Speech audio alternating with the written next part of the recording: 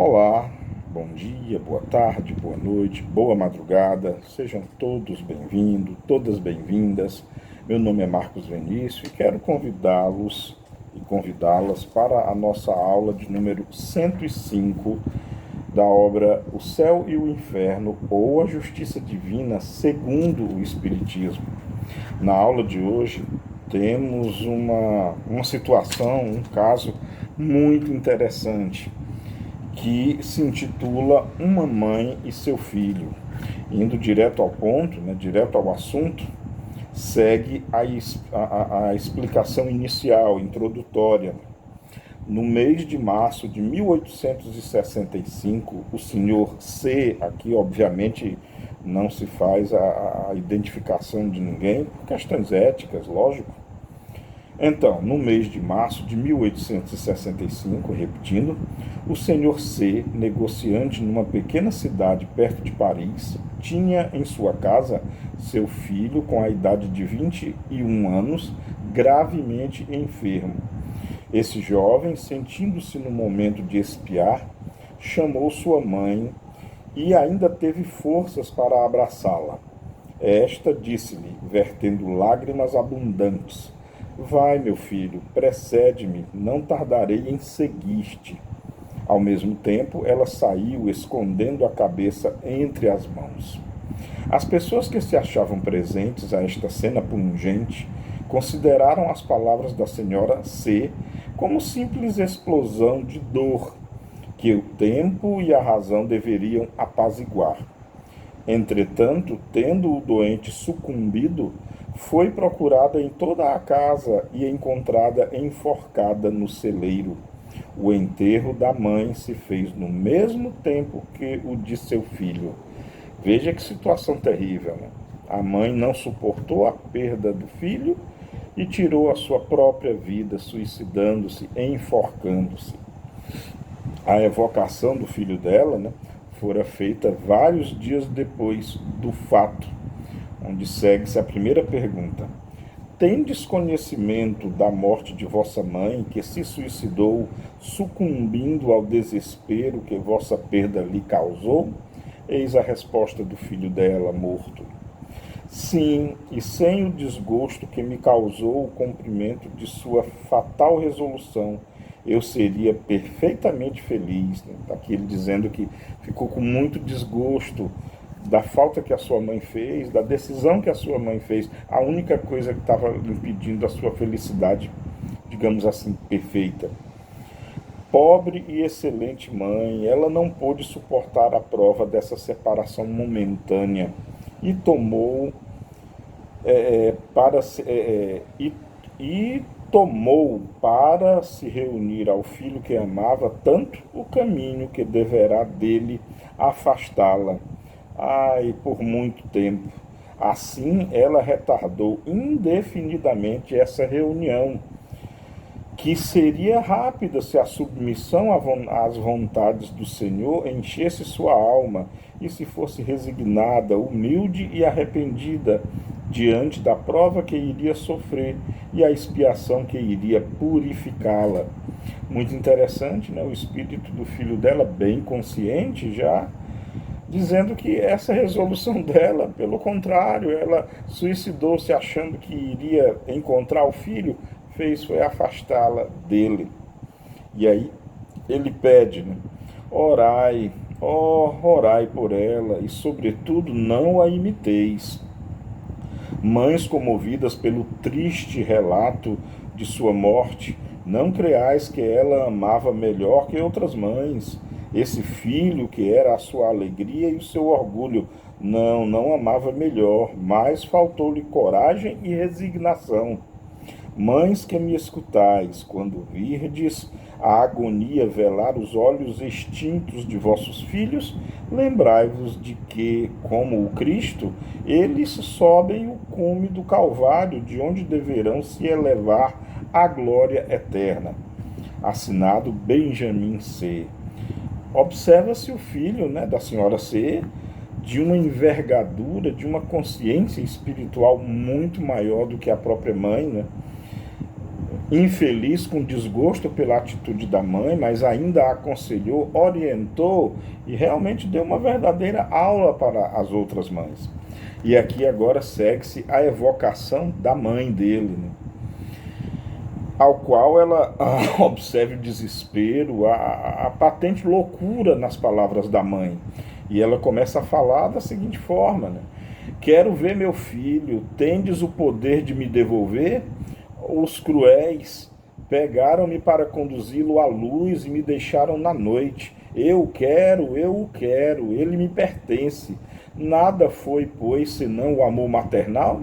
O que ter carregado 9 meses, nutrido com o seu leite, a carne de sua carne, o sangue de seu sangue, ter guiado seus primeiros passos, tê-lo ensinado a balbuciar o nome sagrado de Deus e o doce nome de mãe, ter feito dele um homem pleno de atividade, de inteligência, de honestidade, de retidão, de amor filial, e perdê-lo quando realizava as esperanças que se concebem dele, que um futuro brilhante se lhe abria à frente.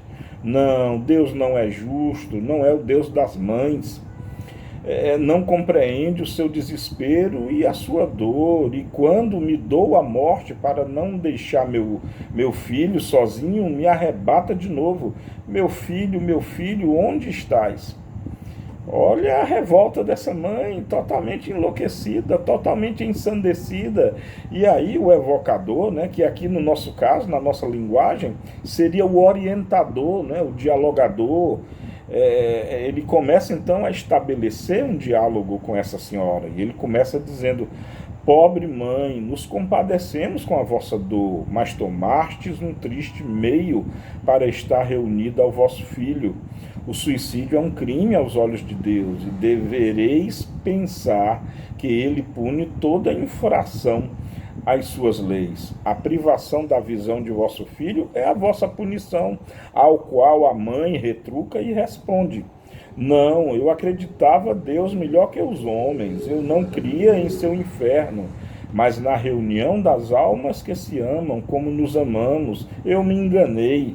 Não é o Deus justo e bom, uma vez que não compreendeu a imensidade da minha dor e de meu amor. Oh, quem me devolverá o meu filho? Perdi-o, pois para sempre? Piedade, piedade, meu Deus. E aí o evocador, né, o orientador, o dialogador, retruca, né? Vejamos, acalmai o vosso desespero, pensai que se há um meio para rever o vosso filho, esse não é blasfemando contra Deus, como o fazeis. Em lugar de vê-lo tornar favorável, atraireis sobre vós maior severidade.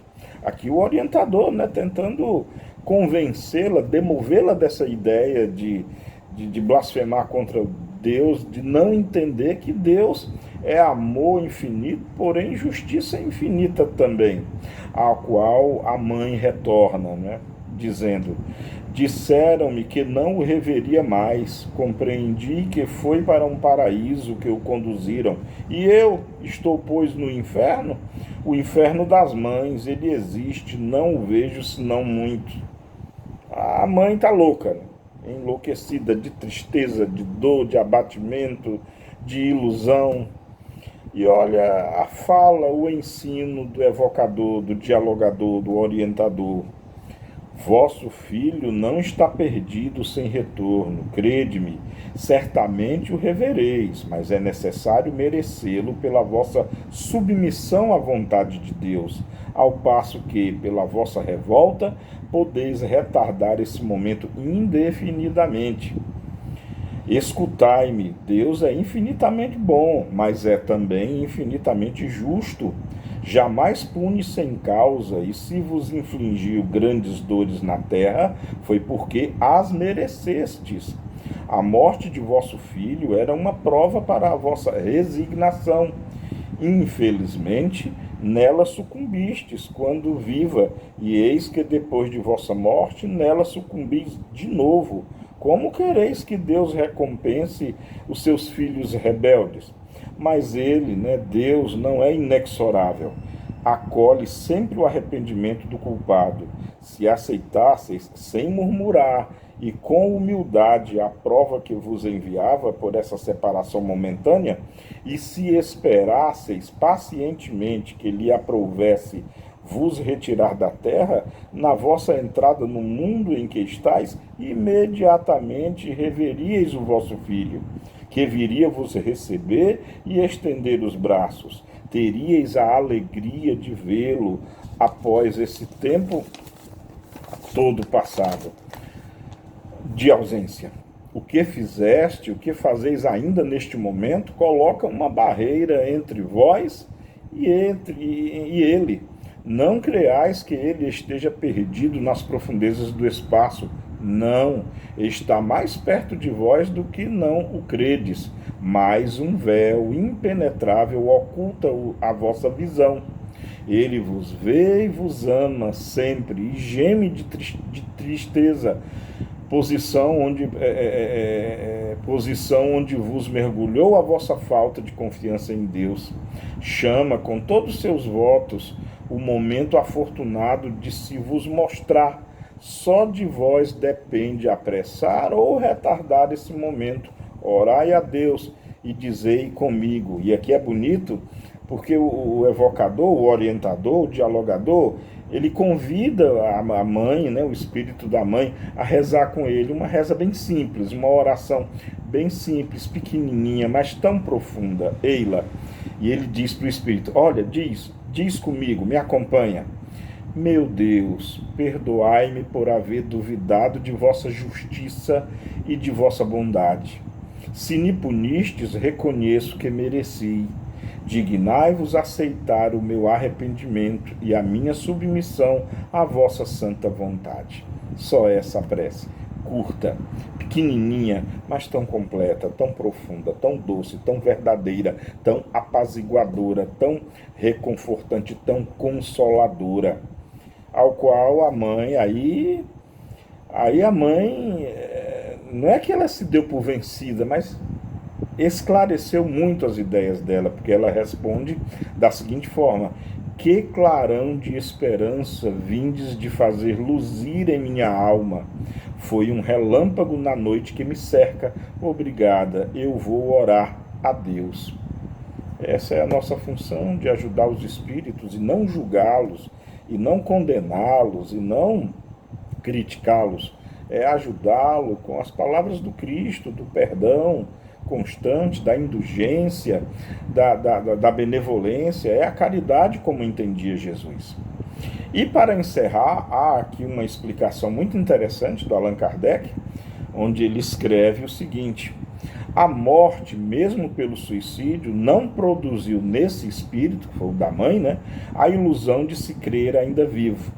Ele ou ela, né, tem perfeita consciência de seu estado, é que em outros a punição consiste nessa própria ilusão, nos laços que os prendem aos seus corpos. Esta mulher quis deixar a terra para seguir o seu filho, no mundo em que ele entrou. Era necessário que ela soubesse que estava nesse mundo para ser punida, não o reencontrando ali. Sua punição é precisamente saber que não vive mais corporalmente e no conhecimento que tem de sua situação. Assim é que cada falta é punida pelas circunstâncias que a acompanham, e que não há punições uniformes e constantes para as faltas do mesmo gênero. É o famoso cada caso é um caso, né? Como sempre eu tenho dito, né?